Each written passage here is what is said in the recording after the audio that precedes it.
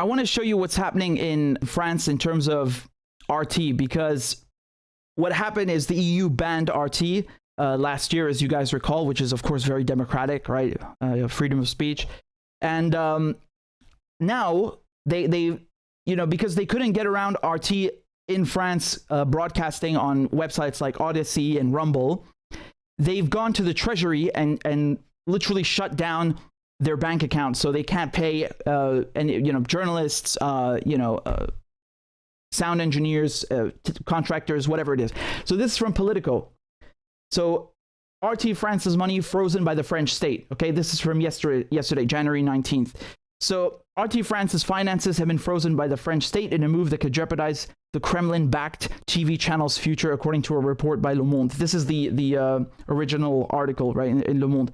And the title is basically Les jours de la chaîne d'information russe sont désormais comptés. The Russian news channel's days are numbered, right? And they basically quote an internal memo that was sent to people working there, and they basically say that the General Directory of the Treasury froze her bank account, the director of RT, so Zenia Fedorova, and they did that just 2 days ago, January 18th, and that they're basically not going to be able to pay anyone and have to shut down. And this is kind of like what happened with it's similar to what happened with RT America, where all of a sudden everybody lost their jobs. Chris Hedges, Lee Camp, all their works deleted from YouTube as well. I mean, that's just disgusting. It's really disgusting. Here you can see, this is from a few months ago, from October. This is from Politico. They're trying to tackle RT broadcasting on other platforms because they managed to block RT on YouTube, on Twitter, on Facebook, but other platforms refused to do it. This was a post from Rumble, which is also another video site, and they said that recently, again, this was from the same time, October, November 2022. So, quote, recently the French government demanded that we remove certain Russian news sources from Rumble. As part of our mission to restore a free and open internet, we have committed not to move the goalposts on our content policies. Users with unpopular views are free to access our platform on the same terms as our millions of other users. Accordingly, we have decided to disable access to Rumble for users in France while we challenge the legality of the government's demands. This decision will not have a material effect on our business, as France represents less than 1% of our users. The French people, however, will lose access to a wide range of Rumble content because of these government demands. We hope the French government reconsiders its decision so we can restore access soon. And I want to show you what Glenn Greenwald said about this. He said, think how important this story is. France, like all EU states, legally barred any platform from airing RT or other Russian outlets, even if those platforms want to. It's legally required to censor it. France demanded Rumble obey if the Rumble isn't a French company. This is basically the goal, right?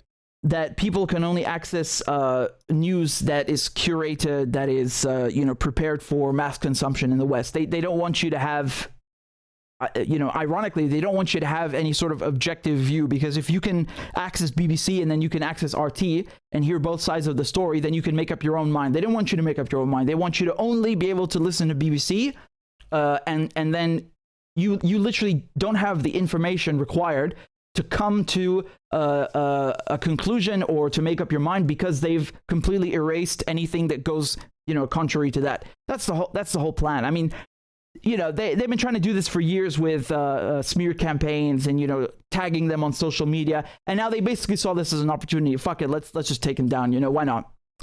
And it's disgusting. You got more people with journalistic integrity at RT than you have in 1% of the BBC. I mean, it's funny because they don't put state-controlled media under the BBC, which is, they'll tell you, oh, well, the BBC is, yes, it's taxpayer-funded, but it has an independent editorial board. Stick it up your fucking ass. Yeah, who are you kidding, asshole? The BBC was literally running coded messages for the Allies in World War II, and you could say, yeah, that's a great thing because they were helping the resistance. It doesn't fucking matter. It's still an arm of the British government, whether you like it or not. And the fact that, you will be fired from your job at the New York Times or the BBC for having these different opinions also shows that, even if you try to make those places more objective and more fair, they won't let you, right? So it's something that's inherent. very disgusting, very disgusting. Because I was just telling you a few minutes ago how good it is. You have this culture of protesting in France, and you have this, this social understanding that, okay, well, you have to air grievances, and you got to take to the streets, and you got to withhold your labor to get things done. And this is, of course, it's very obvious. This is something that comes from the French Revolution, right? It's part of the mentality, the French mentality. One of the other things that is supposed to be part of it as well, right? Liberté, égalité, fraternité, is freedom of speech, right? And here, you don't see anyone standing up for this, and the French state, takes it into its hands to make fucking sure that there's no freedom of speech, right?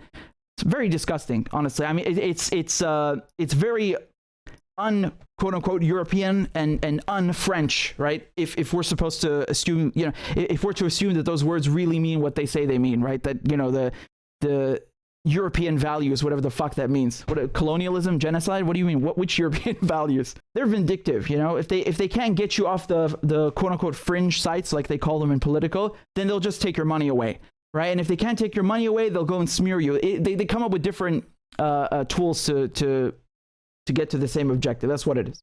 You have all these like Western journalists who, BBC, NBC, whatever. They all three-letter agencies and their PR arms, but they always say like, oh well, Syria is really authoritarian, Russia is really authoritarian. They gave me a visa and they let me sit down with the president and call him a war criminal to his face, but they really don't let journalists have any freedom.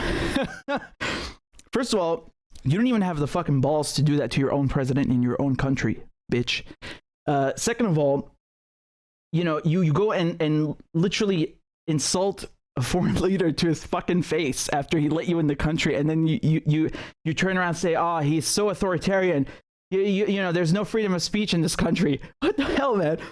Seriously, they're so funny. They're so goddamn funny.